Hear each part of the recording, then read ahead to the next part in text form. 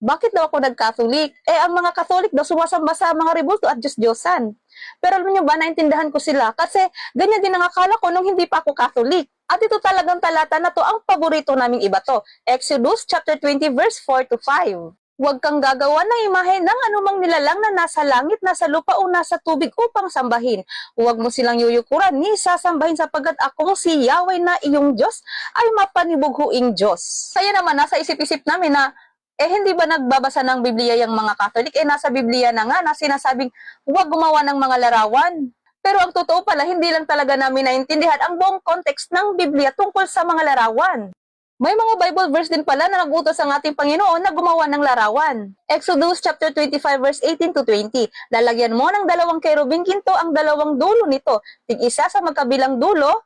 Ihihinang ang mga kerubin upang ito at ang luklukan ng awa ay maging iisang piraso. Gawin mong magkaharap ang 2 kerubin na parehong nakatungo at nakabuka ang mga pakpak na nilulukuban ang luklukan ng awa. Dito, inutusan ng Diyos si Moises na gumawa ng 2 kerubin na nakapatong sa kaba ng tipan. Another Bible verse, mga Bilang chapter 21 verse 8 to 9. Dito, inutusan ng Diyos si Moises na gumawa ng tansong ahas at sino mang tumingin dito ay gumagaling. Malinaw na ang Diyos pala ay nagpagawa rin ng mga larawan at ang mga larawan na ito ay hindi para sambahin, kundi upang magpaalala sa presensya ng Diyos at sa kanyang kapangyarihan. At alam niyo ba, kahit noong una pang panahon, ang templo ng Diyos ay may mga banal na larawan na talaga. Halimbawa na lang itong templo ni Haring Solomon na ipinagawa niya para sa Diyos, na mababasa natin sa unang hari chapter 6 verse 23 to 24. Noong unang panahon pa talaga, ang templo ng Diyos may mga banal na larawan na. Kung bawal palang paggawa ng larawan, bakit kayo, meron din naman kayong mga larawan dyan sa mga babasahin nyo, sa mga magazines, di ba, sa mga libro ninyo, may mga larawan din dyan. At alam nyo naman mismo kung ano ang layunin ng larawan. Visual aid para maipakita kung ano ang pangyayari sa nasusulat, para mas madaling ma-picture out ang mga pangyayari na nasa Bible. Pero ang rason ninyo, kami hindi naman namin sinasamba ang mga larawan. Bakit kayo hinahalikan, niluluhuran at pinoprosesyon nyo pa? Ito tanong ko sa inyo, ano ang masama kung hahalikan o luluhuran ang picture ni Jesus Christ? Isa pa, ang larawan ni Jesus ay image of the invisible God. Colossians chapter 1 verse 15.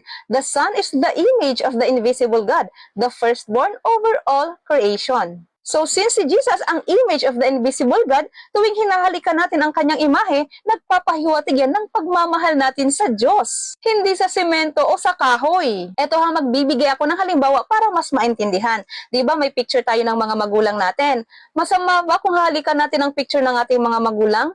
Di ba kapag hinahalikan natin ang kanilang larawan, nagpapahiwatig yan ng pagmamahal natin sa ating mga magulang?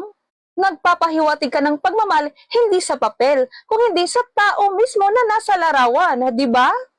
Kaya't huwag kayong mag-akusa na ang Catholic ay may ibang Diyos dahil hindi naman yan si Baal o si Athena o kung sino mang Diyos-Diyosan yan. Imahe niya ni Jesucristo ang ating Panginoon. Tapos sasabihin yung Diyos-Diyosan? Diyos-Diyosan ba si Jesucristo? At ang palagi nyo ring binabato ay ang Bible verse na John chapter 4 verse 24 na sinasabi na ang Diyos ay Espiritu, kaya't ang mga sumasamba sa Kanya ay dapat siyang sambahin sa Espiritu at katotohanan. Absolutely! Iyan talagang turo ng simbahang Katoliko. Kaya nga ang mga Catholic makakapagdasal pa rin kahit saan, sa sasakyan, sa eskwelahan, sa trabaho, kahit na hindi bit-bit ang larawan ni Jesus. Kasi alam ng mga puso namin na sumasamba kami, nananalig kami sa Espiritu at katotohanan. Sa totoo lang kayo talagang lumalabag sa kautusan kasi kung makaparatang kayo, grabe. Exodus chapter 20 verse 16, Thou shalt not bear false witness. Pati ang larawan ni na Mama Mary at ng mga santos, bakit ba parang galit kayo sa mga larawan nila? At inaakusahan nyo pang Diyos-Diyosan. Ang mga larawan ni na Mama Mary at ng mga santo ay paalala lamang. Katulad ng mga larawan ng ating mga mahal sa buhay, pamilya, di ba may mga larawan tayo ng ating mga kapatid, magulang, dahil mahalaga sila. Ang mga larawan naman ng mga santos ay inspirasyon dahil naging tapat sila sa Diyos hanggang wakas.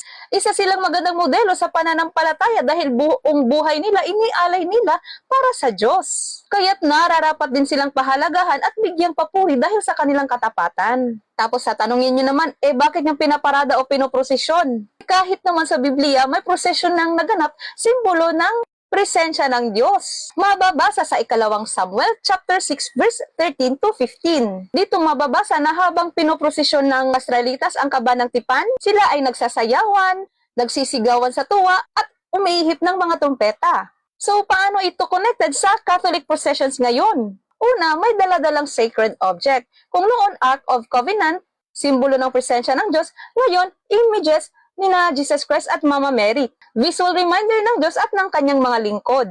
Pangalawa, may music, sayaw at saya. Gaya ni David, ang Catholic processions may awitan, may prayers at sayaw ng debosyon.